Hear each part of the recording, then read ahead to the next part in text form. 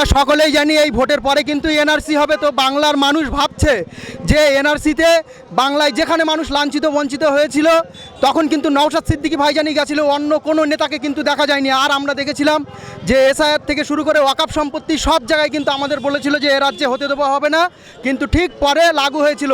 তাই এই বাংলার মানুষ চাচ্ছে তথা মধ্যম গ্রামের মানুষ চাইছে যে নওশাদ সিদ্দিকী ভাইজানের মতন আরও 10টা 15টা নেতা বিধানসভাতে পাঠাবে।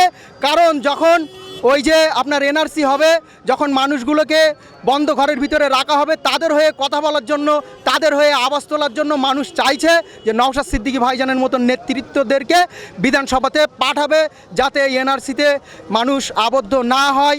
এই এনআরসি থেকে যদি কোনো মানুষকে ভুলভাবে তাদের নামগুলো ওঠানো হয়, তাদেরকে কিভাবে সুবিধা দেওয়া যায়, সেই জন্য মানুষ চাইছে যে নওশাদ ভাইজানকে বিধানসভাতে পাঠানো হবে। তথা মধ্যম গ্রামের মানুষ চাইছে, আজ এই মধ্যম গ্রামে আপনারা সকলেই দেখেছেন যে লাখো লাখো মানুষ ভাইজানের র্যালিতে কিন্তু অংশগ্রহণ করেছে। কিসের জন্য? নিজেদের রাইটস, নিজেদের অধিকার আদায়ের জন্য। ধন্যবাদ।